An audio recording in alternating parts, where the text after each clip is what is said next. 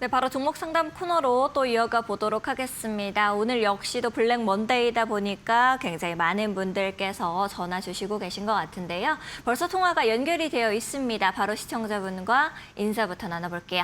안녕하세요, 시청자님. 네, 안녕하세요. 반갑습니다.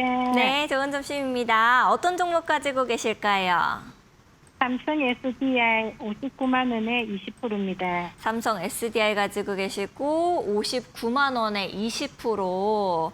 아우, 제가 좋은 점심입니다라고 하기도 죄송스럽게 너무 많이 내려와 있어서 고민 많으셨을 것 같아요. 네. 어떤 부분이 가장 걱정되셔가지고 전화 주셨을까요? 이 가격까지 올라갈 수 있을까? 안 그러면은 지금 네. 추가 매수를 더 해야 되는가 싶었어요. 추가 매수.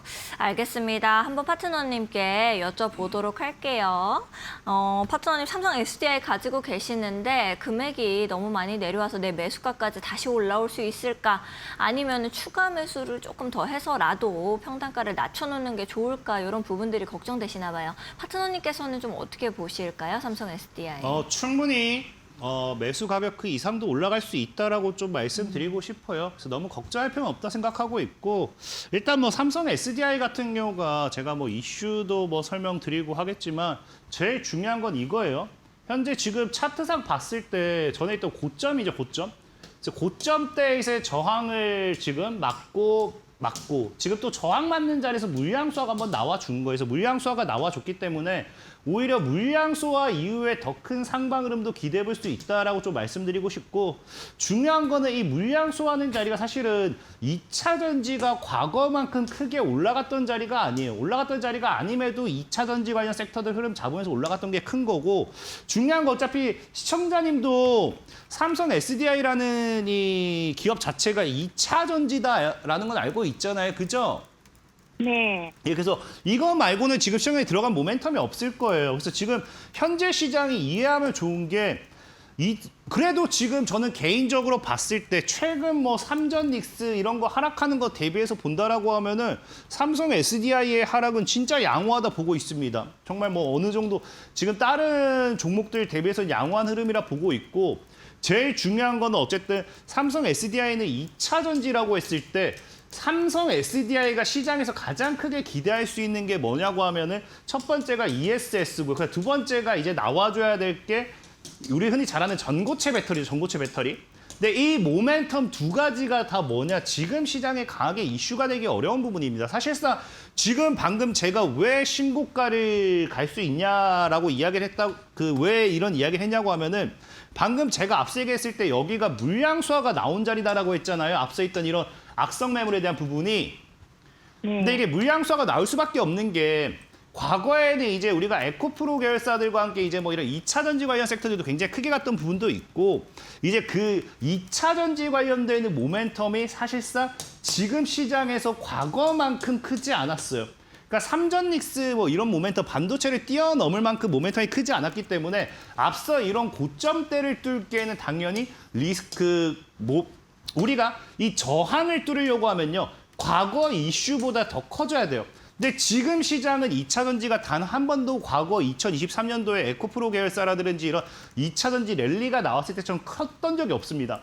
그러니까 오히려 뚫지 못하고 조정이 나오는 거고, 거기서 추가적인 이제 2차 상승이 나왔을 때는 앞에 있던 악성 매물을 소화시켰기 때문에 크게 갈 수 있다는 거예요. 근데 중요한 건 방금 얘기했던 것처럼 그럼 삼성 SDI가 갈 수 있는 게 뭐가 있느냐? 뭐 최근에 뭐 이제 흑자전에 대한 하반기 기대가 있다고 하지만 실적이 안 중요해요. 실적이 뭐 흑자전환 하면 좋긴 하죠. 근데 2차 전지는 앞으로 다가올 시장에 대한 규모가 굉장히 중요한데, 지금 사실 굉장히 기대가 되는 게 뭐냐고 하면은 ESS도 결국에는 에너지 저장 장치예요. 이게 기존에 사람들이 자꾸 생각하는 게 이 로봇 산업 뜨면서 뭐 많이 얘기하고 있는데, 사실상은 지금 데이터 센터가 더 크죠. 그리고 이게 데이터 센터가 사람들이 생각했던 것보다 그 이상으로 더 큰 게 뭐냐. 최근에 시청자님 그 뉴스를 보셨는지 모르겠지만 지금 이 미국 같은 경우가 또 헷갈리네, 어떤 주인지. 어떤 주가 있어요. 좀 어쨌든 좀 이제 유명한 주겠죠. 좀 중요한 주겠죠. 거기서 지금 뭐가 행정명령이 내려왔냐고 하면은 데이터 센터 생산 건설하고 있는 것, 요거에 대한 일시 중단에 대한 이 행정명령이 내려왔어요. 왜? 이걸 왜 결정했느냐? 데이터 센터가 문제가 아니라 이대로 데이터 센터를 짓자니 이 AI 전력에 대한 부분이 감당이 안 된다는 거예요. 그러니까 이거를 어떻게 해결할 것인지 어떻게 뭘 할 거냐 이런 거에 대한 부분을 이야기해라. 이거를 대해서 우리가 대안을 내놓고 재개하자라는 거예요.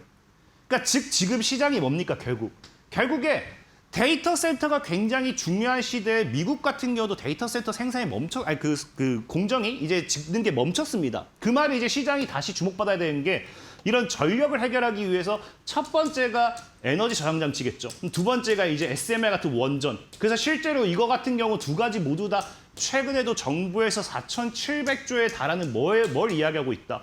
4,700조에 달하는 이제 빅테크 투자 관련되어 있는 이야기를 했을 때 호남 지방에 전력이 부족하니까 이것도 함께 해야 된다라고 해서 메가 프로젝트 이야기가 나오고 있죠. 그래서 에너지 저장 장치도 결국에 올라가야 되는 부분이에요.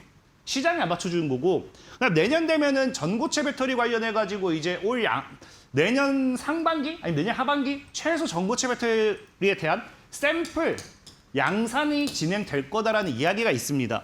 그럼 거기에 대한 반사익으로 또 뭐 해야 돼요? 전고체 배터리 올라가야겠죠. 그러니까 지금 모멘텀은 내년을 봤을 때 너무 좋아요. 근데 지금 이제 시청자님이 생각하시는 지금 당장은 과거에 아까 얘기했던 것처럼 배터리 관련된 섹터가 이슈가 중요한 게 아니라 로봇이 부각되면서 지금 사람들이 자꾸 착각하는 게 2차 전지 붐이 한 번도 온 적이 없어요. 한 번도 온 적이 없다는 게 올해. 지금 2차 전지 붐은 자꾸 로봇이 주도주가 되었고 여기 휴머노이드 로봇이 자꾸 엮이면서 전고체 배터리 이런 거 오면서 필요하다 해서 부가 됐지 주가 됐던 적은 없습니다. 그렇기 때문에 지금 로봇도 죽고 뭐하고 죽는 거지 적어도 2차 전지가 움직이기 위해서는 하반기, 그다음 내년에 봐야 돼요. 그리고 그렇게 갔을 때는 아까 제가 얘기했던 것처럼 신고가를 기대할 수 있기 때문에 지금 뭐 매수가 올까요? 걱정할 필요가 없다는 거예요. 무슨 말인지 이해되셨죠? 네. 네, 그래서 시청자님이 뭐 아까 원하셨던 추가 매수에 대한 이런 부분 물어보셨잖아요. 예. 지금 시청자님 지금 비중이 20%예요. 만약에 추가 매수한다고 하면 총 몇 %까지 채우실 수 있어요? 20%까지는 더 채울 수 있습니다. 비중이 20%인데 20%를 더 채운다고요? 예. 그럼 총 40%? 네. 그럼 이게 지금 일단은 리스크가 커요. 왜냐고 하면 아직 삼전 닉스가 어디까지 하락할 줄 몰라요. 그리고 이제 시청자님이 보일지 모르겠지만 이게 영웅 키움증권 기준으로는 여기가 이제 신이라고 해서 그 신용이 검은색으로 칠해져 있어요. 무슨 말이냐? 개인이 살 수 있는 신용 다 함부로 꽉 찼다라는 거예요. 그러니까 한마디로 신용이 어마어마하게 몰려 있는 종목이라는 거예요. 그래서 이게 다 털려야 되거든요. 그래서 조정은 언제까지 조정이 생각보다 길어질 수 있어서 제가 비중 20% 산다 생각하고 말씀드릴게요. 네. 일단은 현재 제일 베스트는 여기 장기입평 보이죠? 장기입평 이거 밑에. 그래서 이거를 안 깨야 돼요. 그래서 제일 베스트는 현재 일단 40만 원을 안 깬 40만 원을 깼는데 242평의 장기입평을 안 깨고 이렇게 돌려주는 거. 그래서 40만 원을 깨면 일단 5%는 추가 매수할게요. 여기까지 이해되셨죠?